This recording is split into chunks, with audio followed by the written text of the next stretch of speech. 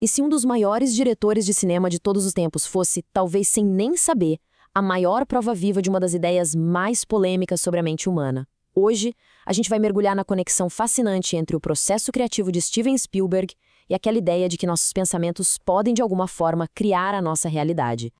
Bom, vamos começar com as palavras do próprio mestre. Essa frase aqui não é só um jeito poético de falar. É, na verdade, a chave para a gente entender o trabalho dele inteiro.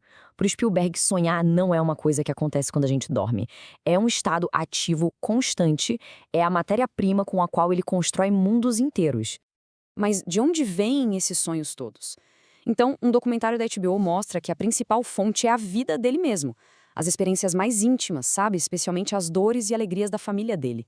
Não são só uma inspiração. Elas são literalmente o roteiro por trás dos seus filmes mais famosos. Ele pega as memórias e os desejos dele e transforma em realidade, no cinema.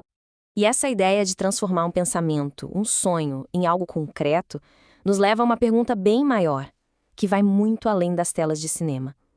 Será que a mente humana tem mesmo esse poder de moldar o mundo que está à nossa volta? É exatamente aqui que entra um conceito que virou um fenômeno mundial, né? Principalmente por causa de livros como O Segredo, a tal da lei da atração. A ideia é basicamente essa, que os nossos pensamentos emitem uma frequência, uma energia, e que o universo responde a isso, trazendo para a nossa vida mais daquilo em que a gente foca, seja bom ou ruim. A prática, na teoria, parece bem direta. Primeiro passo, ter clareza total do que se quer. Depois, pensar naquilo com uma fé que não se abala. O terceiro passo é o mais curioso. Sentir e agir como se aquilo já fosse real, como se já tivesse acontecido. E por último, é só estar aberto para receber. Quase uma receita de bolo, né? Agora, vamos fazer o caminho de volta para Hollywood. Se a gente olhar para a carreira do Spielberg com essa lente, com essa ideia na cabeça, a obra dele inteira parece um grande estudo de caso, um caso de muito sucesso dessa prática. Ele passou a vida inteira visualizando o final feliz que ele tanto queria. E o centro de tudo isso é um trauma bem profundo, o divórcio dos pais dele e, o mais importante, um afastamento de 15 anos do próprio pai, que ele culpou injustamente por muito tempo. Essa dor da separação e essa vontade imensa de um reencontro se tornaram a espinha dorsal de quase todos os filmes dele. E esse slide aqui mostra essa conexão de um jeito brilhante. Vamos olhar com calma. Do lado esquerdo, a gente vê a dor pessoal do Spielberg. O divórcio, um pai que ele sentia como ausente, a separação. Agora olhem para o lado direito. Vejam como isso se traduz direitinho nos temas de clássicos como ET, Contatos Imediatos, Hulk. Sempre tem famílias partidas, figuras de pais distantes e, o mais importante, aquele desejo profundo de reencontro. Ele não estava só contando histórias, ele estava reescrevendo a própria história, projetando nas telas a reunificação que ele queria na vida real. E às vezes essa transferência era chocante de tão literal.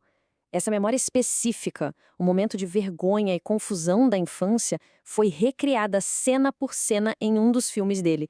É a prova mais clara de como ele usava o cinema para processar e talvez até consertar o próprio passado.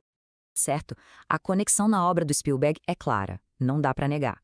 Mas e a teoria por trás disso? A lei da atração, ela se sustenta fora do mundo dos livros de autoajuda? Vamos fazer uma curva brusca agora e olhar para essa ideia com um pouco mais de ceticismo. A pergunta é bem direta, e a resposta da comunidade científica é um sonoro não. Pois é, quando a gente sai do campo das histórias pessoais e entra no campo das evidências, o cenário muda completamente. É aqui que a coisa toda começa a desmoronar. A lei da atração é classificada de forma geral como pseudociência.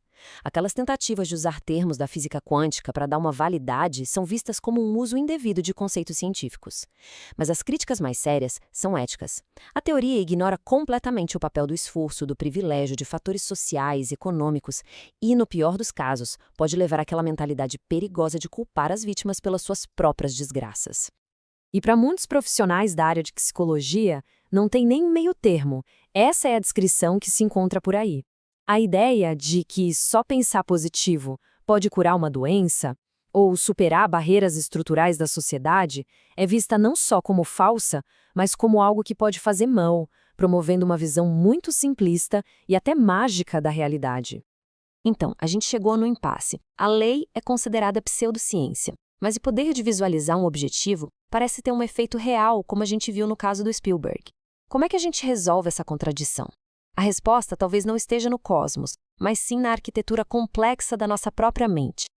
É aqui que a psicologia oferece uma alternativa bem mais pé no chão: a visualização criativa.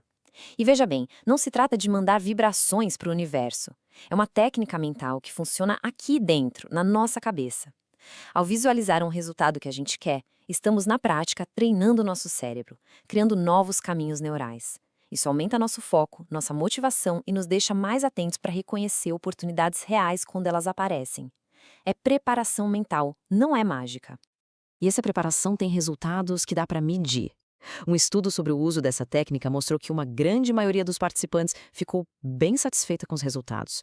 Isso não prova que eles materializaram coisas do nada, claro, mas mostra que o processo de focar a mente em objetivos positivos teve um impacto real no bem-estar, na confiança e na capacidade deles de agir para alcançar suas metas.